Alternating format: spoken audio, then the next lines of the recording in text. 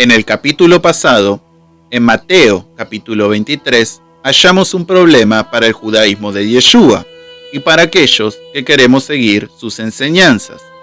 Mateo capítulo 23, versículo 1, nos dice: Entonces habló Yeshua a la gente y a sus discípulos, diciendo: En la cátedra de Moshe se sientan los escribas y los fariseos. Así que todo lo que digan que guardéis, guardadlo y hacedlo, mas no hagáis conformes a sus obras, porque dicen y no hacen. El texto claramente nos dice que debemos sujetarnos a la autoridad rabínica de los tiempos de Yeshua, que con la historia sabemos que es la misma autoridad rabínica del tiempo moderno que rechaza a Yeshua como el Mesías. Antes de conocer el trasfondo lingüístico de estos versos, cabe preguntarnos: ¿qué de negativo puede tener sujetarse a la autoridad rabínica moderna? ¿Puedo creer en Yeshua como el Mesías, no en el Jesús griego, pagano, con los atributos del paganismo y no bíblicos, los cuales iremos descubriendo en esta serie? ¿Pero puedo creer en Yeshua como un Mesías judío, con doctrinas judías, y pertenecer a la religión judía rabínica? ¿Puede convivir la creencia de Yeshua y la autoridad rabínica? La respuesta es no, y fundamentaremos nuestra respuesta, porque muchas personas, al descubrir el engaño del cristianismo y el Jesús griego, creen que es buena idea acercarse a una sinagoga y aprender de un rabino y unirse a la religión judía. Por este motivo, argumentaremos nuestra respuesta y también podremos apreciar la importancia de Mateo 23 para los que aceptan a Yeshua como el Mesías judío. Para empezar a comprender el judaísmo rabínico moderno, debemos primeramente comprender lo que es la Torá oral, la ley oral. Debemos ser cuidadosos en cómo definir la Torá oral, ya que el desconocimiento y el antisemitismo puede llevarnos a hacer falsas afirmaciones. Por ejemplo, algunos dicen que la Torá oral son las enseñanzas de los profetas, y esto no es así. Otros afirman que son las enseñanzas de los rabinos. Esto tampoco es así. Debemos ser específicos a la hora de definir lo que es la ley oral, la Torá oral, para que no haya confusión, para que no haya malos entendidos. La ley oral es mito y realidad. No nos referimos al significado moderno y popular, que significa un engaño o una mentira. Nos referimos a mito en el género literario y su significado antiguo. El mito es de origen oral y es un relato que no puede ser comprobado históricamente. Muchos de ellos intentan explicar el origen del mundo o de un pueblo o justificar las actividades cotidianas. La aparición de la filosofía y la ciencia cargaron al mito de las connotaciones negativas. Pero antes de la aparición de estas disciplinas, el mito tenía un carácter de verdad y era el centro de la vida religiosa. Dentro del judaísmo, se tiene la creencia de que Moshe descendió del monte Sinaí no solo con la Torá escrita en tablas de piedra, sino que también con la Torá oral, con la explicación de cómo guardar la Torá escrita y la interpretación de algunos mandamientos difíciles de entender. Y es aquí donde nace la Torá oral, lo cual intentará abarcar, explicar aquellas cosas que la Torá escrita no nos explica.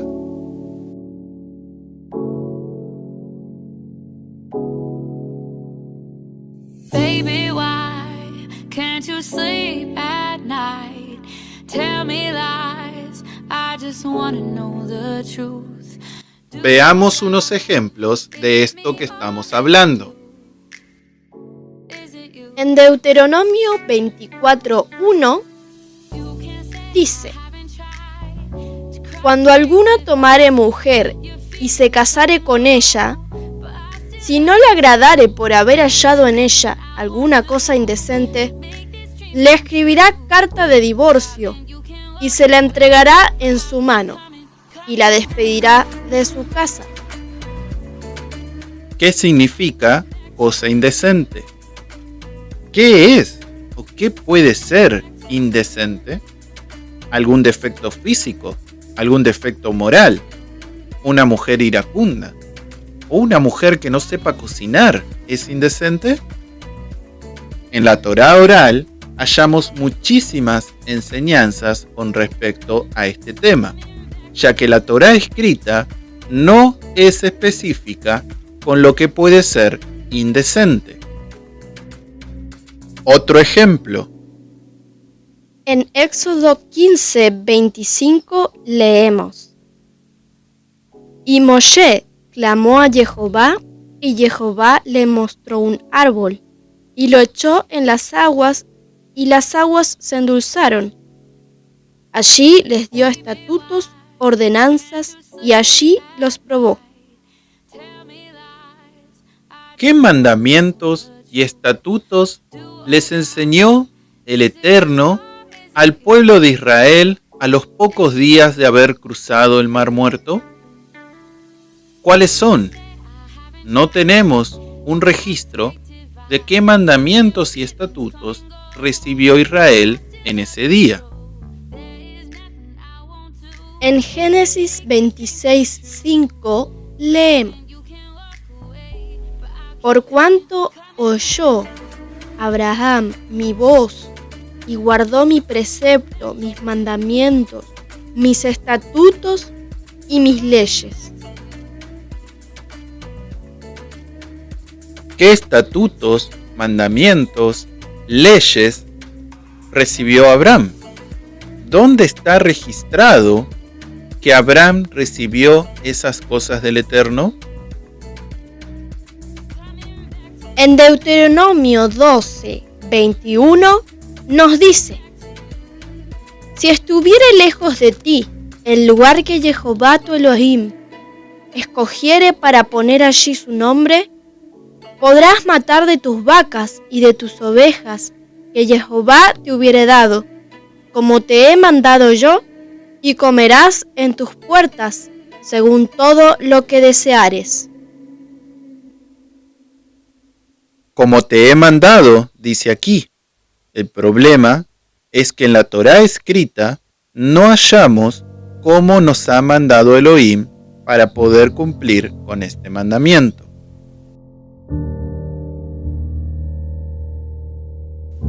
Y podríamos dar muchos más ejemplos como estos, incluso irnos más atrás en la historia. De Noaj, por ejemplo, cuando el Eterno le dice que tiene que poner dentro del arca 7 animales de los puros y 2 de los impuros.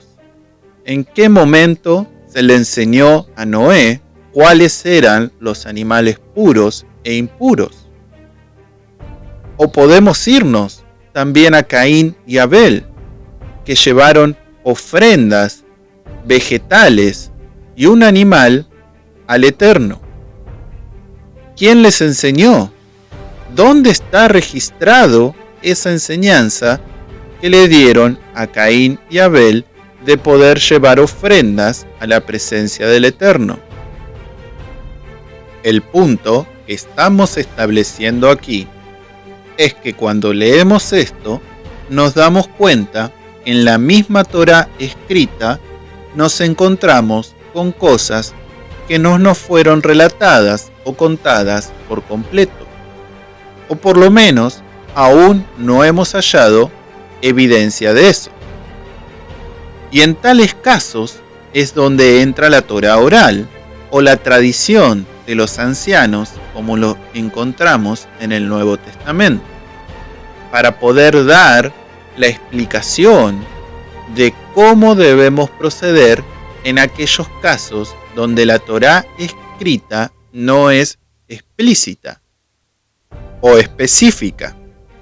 En el siglo III, esta Torá se escribe a causa de la dispersión, y en un tratado llamado Pirkei Avot nos dice que Moshe recibió la Torá del Sinaí y se la transmitió a Yehoshua, y Yehoshua se la transmitió a los ancianos. ¿Quiénes son los ancianos? Son esas 70 personas que estableció Moshe en el libro de Éxodo. Y dice que los ancianos se la transmitieron a los profetas, y los profetas a los hombres de la gran asamblea, que según la tradición eran 120 personas que escogió Esdras en la repatriación de Babilonia del pueblo de Israel y que estaba conformada por sabios y profetas. Esta misma tradición nos dice que esta asamblea fue la que constituyó el Sanedrín. Aquí tenemos la cadena de la transmisión de las tradiciones o la ley oral. No profundizaremos más en este tema, ya que será materia de estudio en otros capítulos. Pero esto nos sirve de base argumentativa para no dejarnos llevar por la ignorancia o el antisemitismo y rechazar toda enseñanza que podamos hallar en la Torá oral.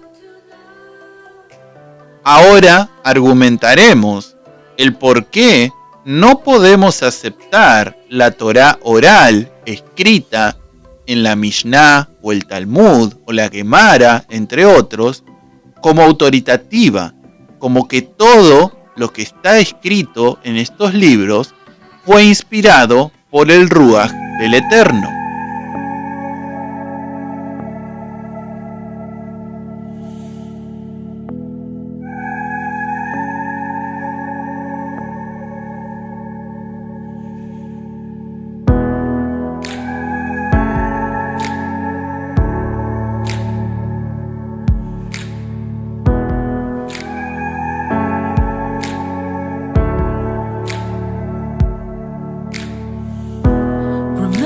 Time we were standing on the rooftop, you shone as bright as the city before us. Dentro de los libros que conforman la Torá oral, normativa y autoritativa del judaísmo rabínico, hallamos enseñanzas inadmisibles que provienen de las tinieblas y no de la luz, y que incluso fomentan el antisemitismo. Algunas de estas declaraciones en el Talmud son: para sanar la piel se debe tomar tierra que esté al lado de un inodoro exterior, mezclarla con miel y comerla. Talmud Gittin 69a. ¿Podemos tomar esto como inspirado por el Ruach del Eterno? Adán tuvo sexo con todos los animales hembras del jardín del Edén y que por eso no se encontró ayuda idónea para él. Talmud Yevamot 63a. ¿Podemos tomar esta explicación de aquello que la Torá escrita no especifica como inspirada por el Eterno? Un judío puede tener sexo con un niño en tanto que el niño tenga menos de 9 años de edad. Talmud Sanedrín 54b. Si un grupo de judíos adultos tienen relaciones sexuales con una niña pequeña, eso no es nada. Talmud Ketubot 11b. Esto es repugnante inadmisible. No podemos tomar esto como inspirado por el Eterno. No podemos tomar el Talmud como un libro normativo, como un libro enteramente inspirado por el Ruach del Eterno. Ahora leeremos aquellas que promueven el antisemitismo. Si vemos a un gentil siendo arrastrado por las aguas de un río, no debemos ayudarle. Si vemos que su vida está en peligro, no debemos salvarle. Si un judío niega el Talmud y su vida está en peligro de ser arrastrada por las aguas, tampoco debemos ayudar a ese judío que no acepta el Talmud como autoritativo. Maimónides en Mishneh Torah.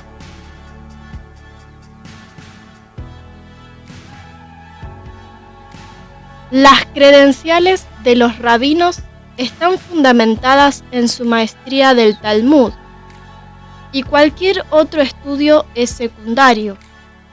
Su devoción es al Talmud, con exclusión de cualquier otra cosa.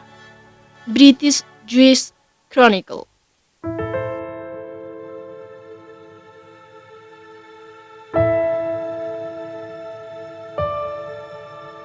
Hay 3 puntos que podemos concluir de lo expuesto hasta ahora. Punto número 1. No ayudar a los gentiles. ¿Qué puede producir, qué puede generar en los gentiles saber que un judío no los ayudaría o no los rescataría de un peligro inminente de muerte por el simple hecho de ser un gentil?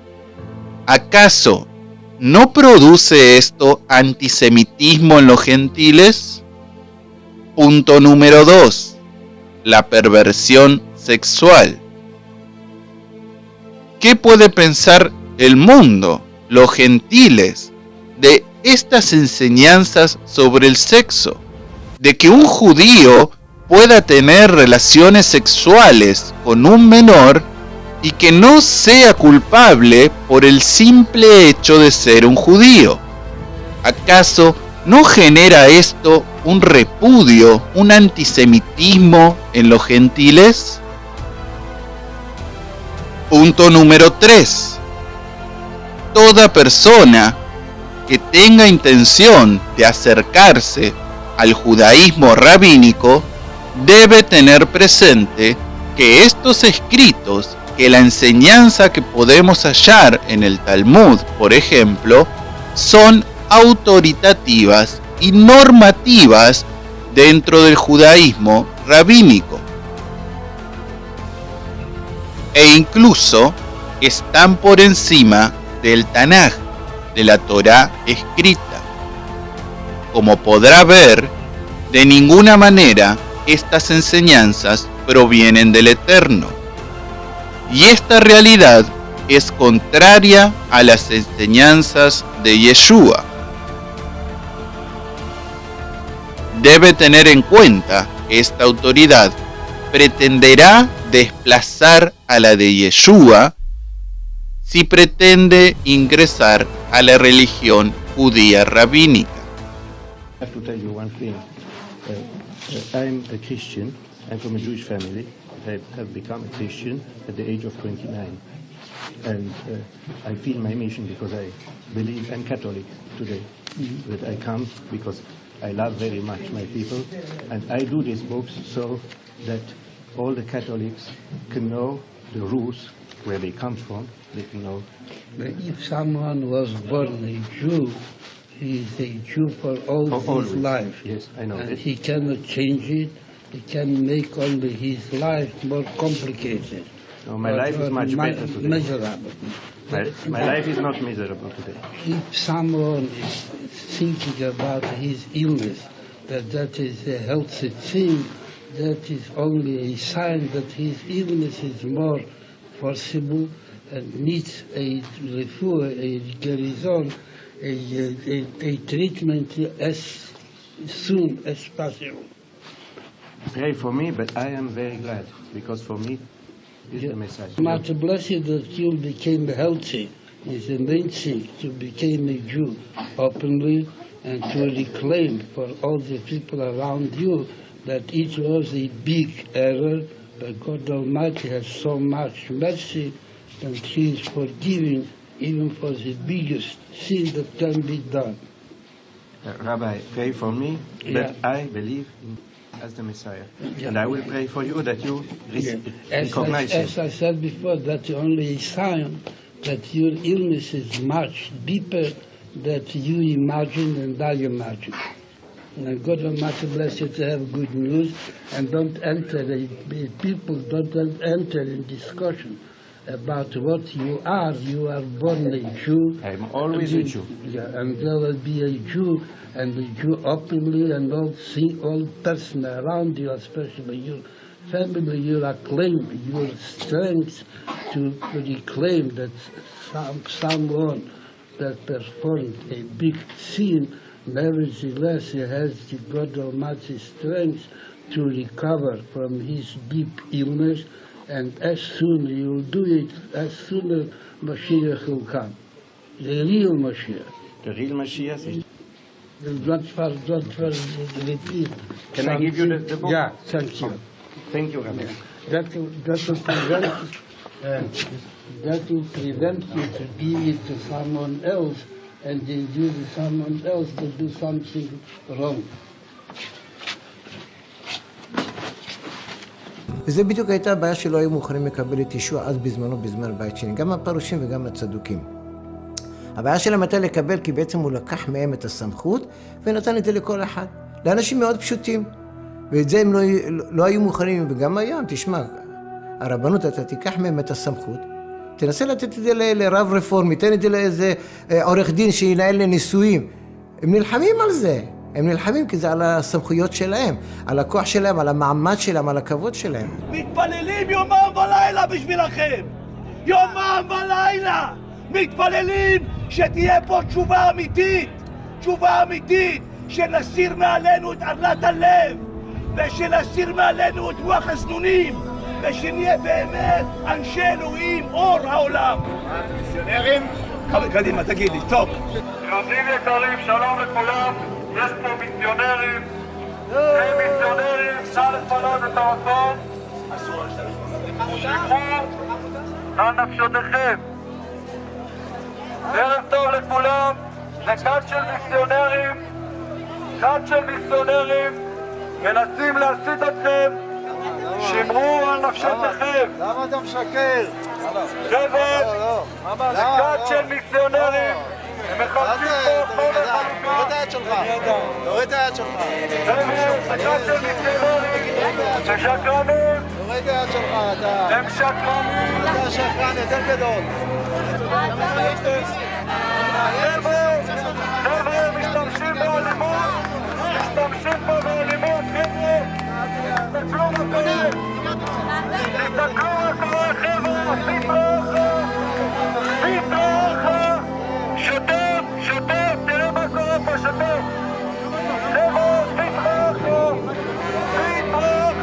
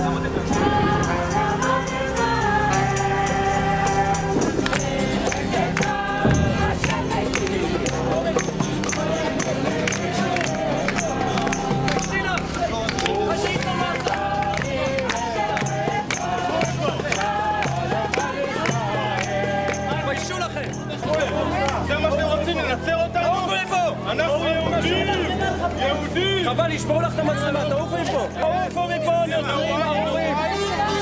עופו החוצה, מיסיונרים!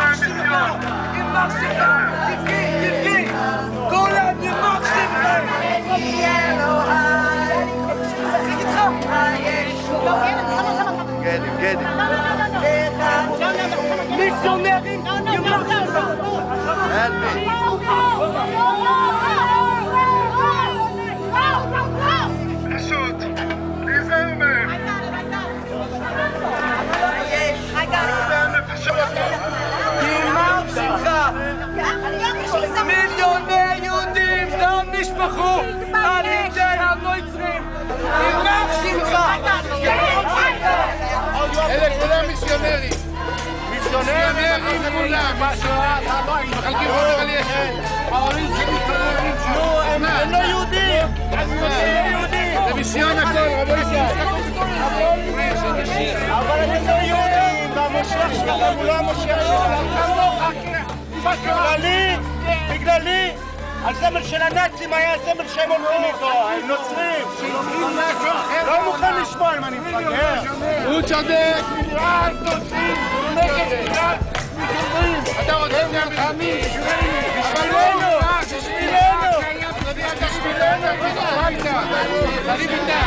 אלה מדברים על ישו.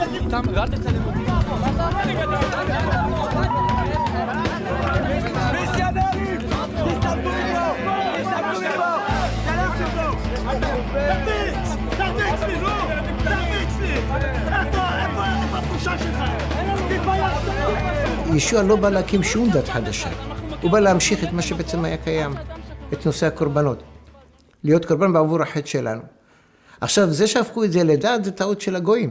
להיות דתי זה דבר מאוד פשוט, מאוד קל. יש לך מערכת חוקים, אתה צריך לעמוד בהם, עמדת בהם, אתה דתי טוב. בתור מאמין זה לא.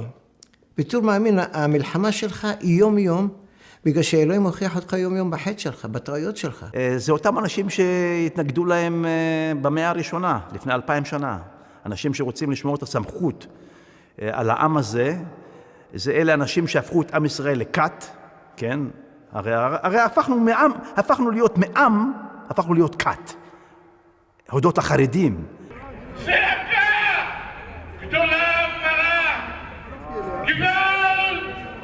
אנחנו עומדים פה מתחת לבניין הארור של כת היהודים המשיחיים, יימח שמם, שמעבירים יהודים על דתם ועל דעתם מקהילה קטנה של 10 איש הם הפכו לקהילה של 150 איש יהודים, 150 יהודים בני אברהם, יצחק ויעקב, 150 יהודים שהמירו את דתם ובתוכם גם מספר חובשי כיפות.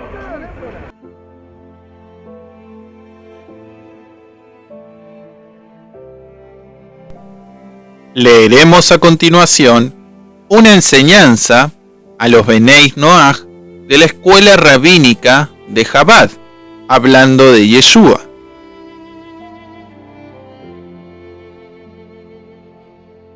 La Biblia ofrece una advertencia sobre un peligroso y falso profeta que sería levantado para probar nuestra fe en Dios. En Deuteronomio 13, Dios describe a este falso profeta como un miembro del pueblo judío, quien proclamará profecías verdaderas y haría milagros. Dios mismo daría a este falso profeta el poder de hacer estos milagros y revelar estas profecías. Pero la intención de este falso profeta sería intentar seducir al pueblo judío lejos de la ley de Dios y mezclarlos con dioses falsos desconocidos por el judaísmo. El propósito de esto sería probar si nosotros estaríamos verdaderamente dispuestos a vivir bajo la ley o si nos descarriaríamos cayendo en la tentación y uniéndonos a un falso camino de salvación.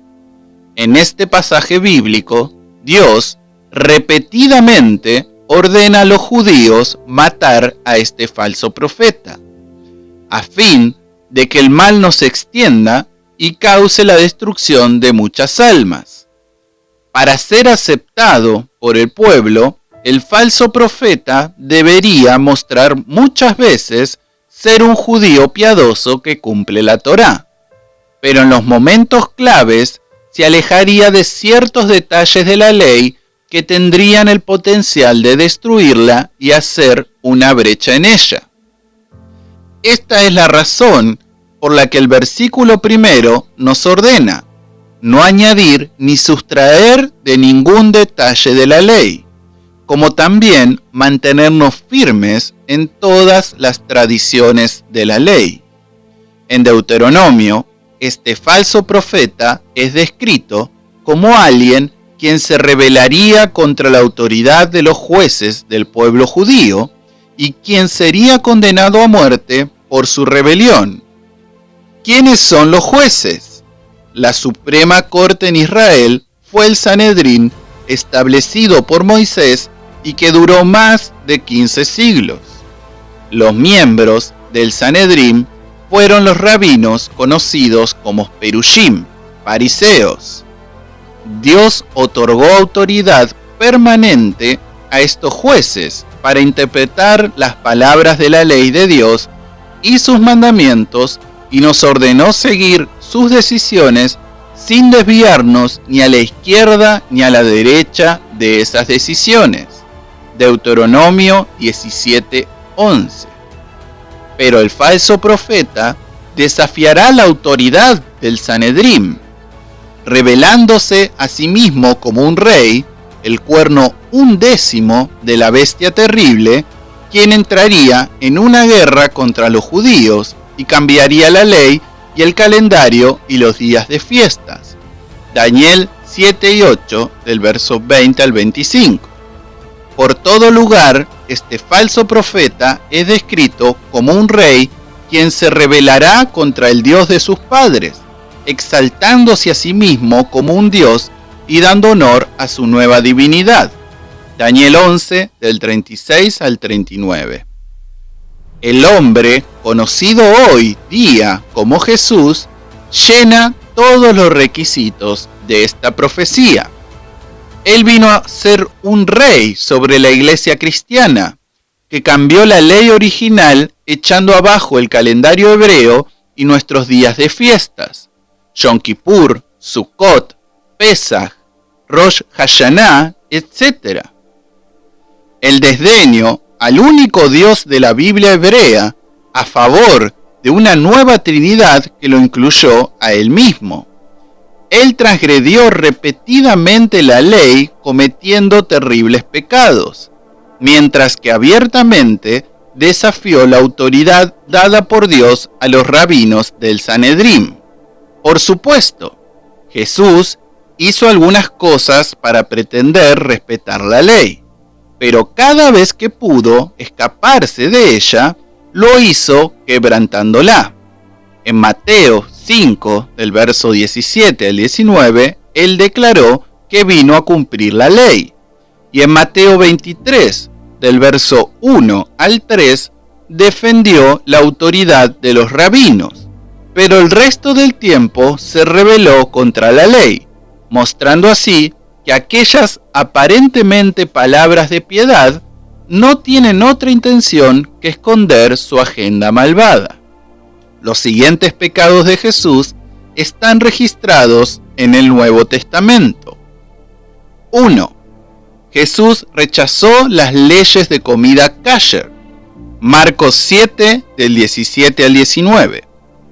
Compare esto con la actitud del profeta Daniel y su estricta adherencia a las leyes de Kashrut, como aparecen en Daniel 1.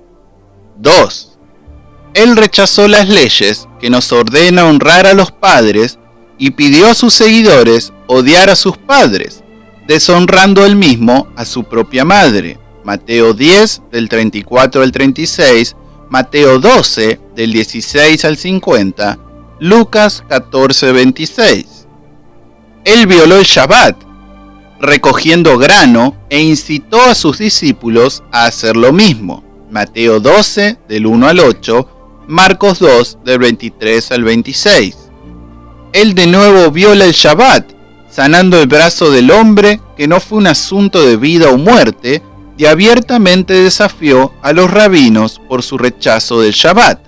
Mateo 12, del 9 al 13, Marcos 3, del 1 al 5.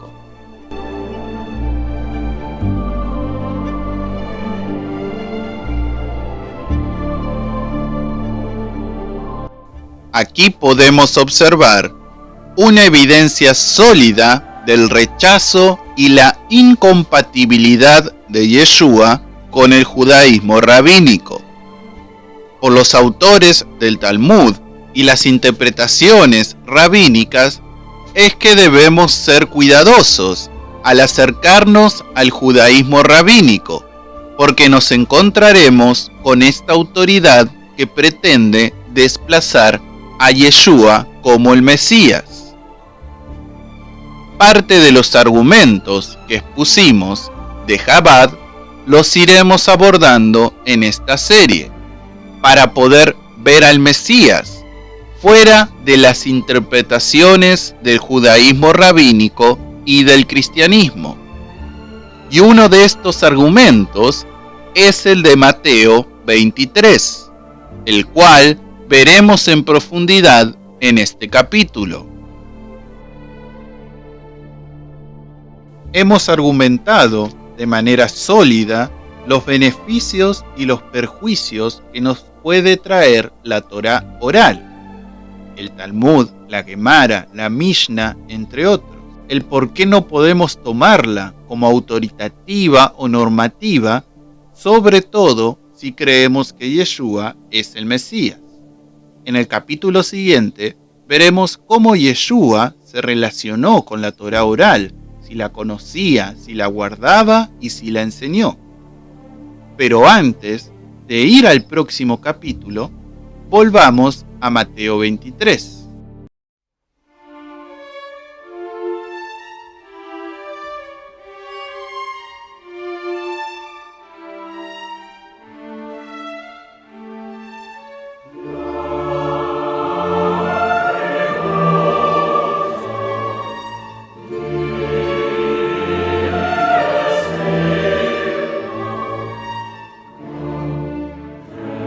Pero antes, queremos dejar en claro que la información que hemos compartido no es con fines antisemitas, sino hemos visto en la obligación de poder compartir esta información es para prevenir, para cuidar a aquellos que descubren el engaño del cristianismo, del Jesús griego, y que tal vez puedan creer que es una buena opción ir a una sinagoga, recibir instrucción de un rabino e intentar ser miembro del judaísmo rabínico. Con lo expuesto hasta el momento, podemos ver por qué es esencial para los seguidores de Yeshua hallar una explicación a estos versículos de Mateo 23, distinta a la que dice el texto de sujetarnos a la autoridad rabínica. Podemos leer nuevamente en Mateo 23, en donde dice que Yeshua les habla a la gente y a sus discípulos, diciendo que en la cátedra de Moshe se sientan los escribas y los fariseos. Esta cátedra, esta silla, que gracias a la arqueología hemos encontrado que se puede comprobar arqueológicamente e históricamente la existencia de esta cátedra o de esta silla de Moshe, es en referencia a la autoridad de los escribas y los fariseos de dar las interpretaciones de la Torá, tomándolas como igualmente inspirada que la Torá escrita. Del texto podemos interpretar que lo que nos dice en el verso 3, que todo lo que os digan que guardéis, guardarlo y hacerlo, puede estar hablando de los escribas y los fariseos, o puede estar hablando de Moshe. Y esto y esta interpretación sería conforme a todo lo que dice el capítulo. Porque después de estos versos hallamos a Yeshua exhortando a los escribas y fariseos de las enseñanzas que ellos daban, de cuánto estas enseñanzas se desviaban de las enseñanzas del Eterno, del propósito del Eterno. Y podríamos ahondar más en un trabajo de interpretación del texto, como lo venimos haciendo, para obtener otra enseñanza. Pero en el primer capítulo de esta serie hemos dicho que nuestra exégesis serán fundadas en evidencia sólida y no en interpretaciones de hombres. Podemos dar una interpretación, pero eso no cambiará el texto griego. La solución a este dilema la hallamos en el Mateo hebreo de Shem Tov. Antes de leer los versos del texto hebreo, explicaremos qué es el Mateo hebreo de Shem Tov. Durante siglos, los eruditos del Nuevo Testamento han confirmado que el Evangelio de Mateo fue escrito en hebreo, por los hebraísmos que contiene. El problema es que no se habían encontrado un texto hebreo de este Evangelio. Lo único eran traducciones hebreas de textos griegos, pero ningún manuscrito que no sea una traducción, sino un original en hebreo. Tenemos un testimonio de una tesis que se remonta a Papías, obispo de Hierápolis en Asia Menor, entre los años 110 y 120. El historiador eclesiástico Eusebio de Cesarea, en el siglo IV, transcribió el texto de Papías, que dice: Mateo, que puso en orden los logias en dialecto hebreo, y cada uno lo interpretó como pudo. Tenemos otro testigo, que es Jerónimo, que vivió entre los años 331 y 420, que es el autor de la versión latina de las Escrituras, conocida como la Vulgata. Jerónimo confirma también la existencia del Evangelio hebreo de Mateo y declara: Mateo, que es también Leví, compuso un evangelio en el idioma y caracteres hebreos. Además, él mismo está preservado hasta este día en Cesarea, en la biblioteca tan diligentemente coleccionada por el mártir Pampilus, catálogo de escritores eclesiásticos.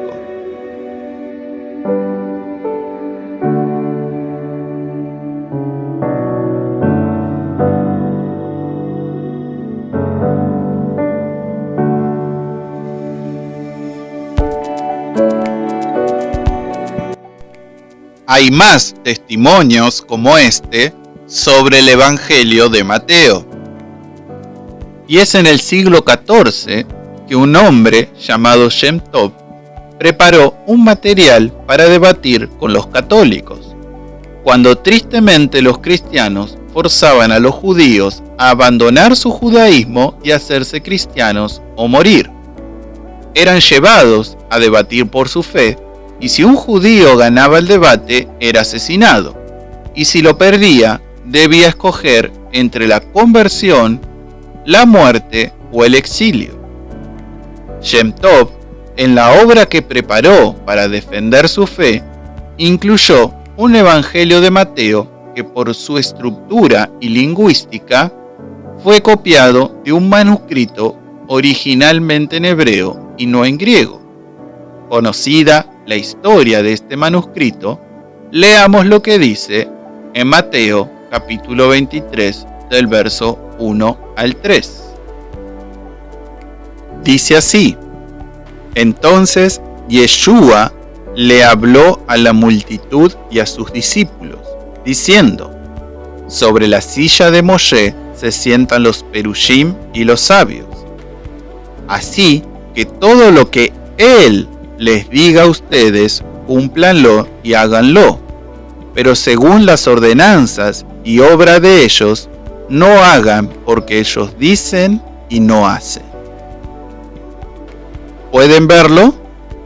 Pueden ver como aquí en el verso 3, cuando dice que debemos cumplir y hacer, la referencia es a él y no ellos.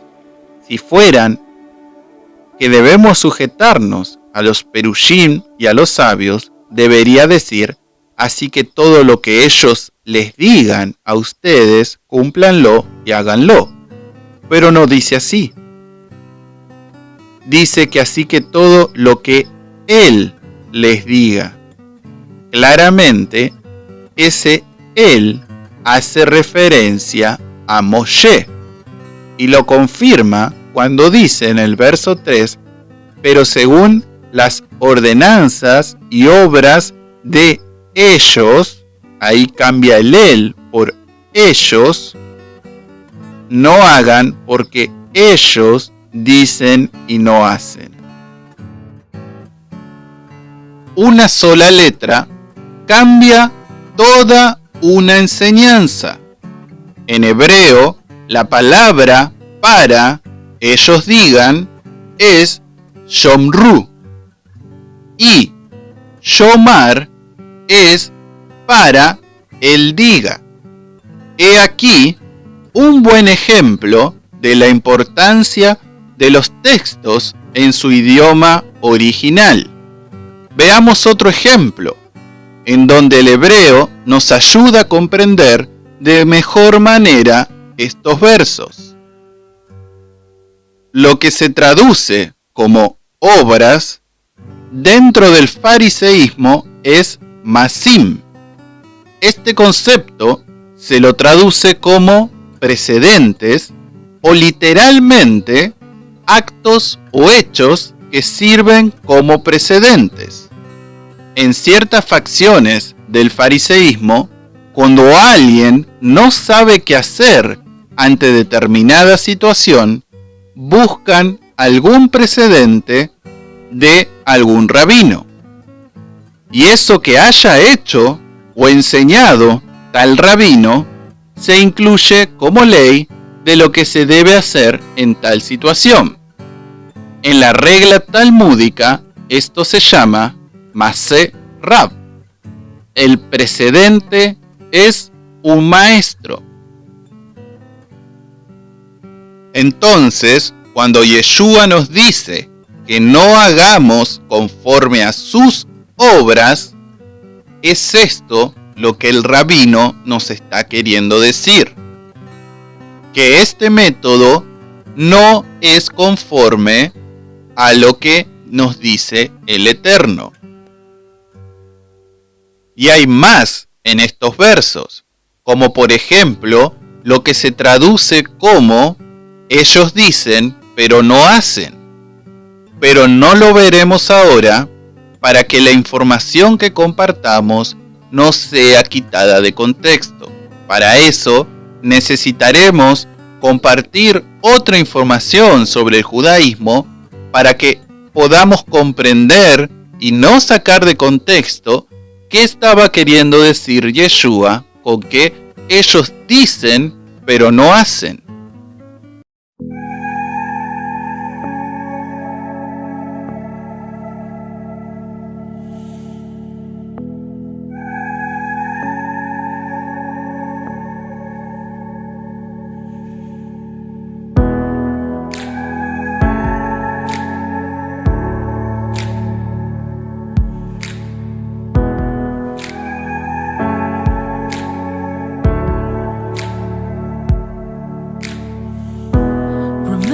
Time we were standing on the rooftop. You shone as bright as the city before us. Aquí tenemos la evidencia lingüística e histórica que nos revela el error de los manuscritos griegos. Yeshua, como un buen rabino, nos enseña a guardar lo que dice Moshe y no la autoridad rabínica, lo cual nos abre camino hacia el próximo capítulo, en donde presentaremos qué tipo de judaísmo tenía Yeshua. ¿Conoció la Torá oral? ¿Guardó tradiciones de los ancianos? ¿Tenemos leyes orales en el Nuevo Testamento? ¿Tenemos tradiciones en el Nuevo Testamento? Acompáñenos en el próximo capítulo para conocer el judaísmo del rabino Yeshua y conocer las respuestas a estas preguntas.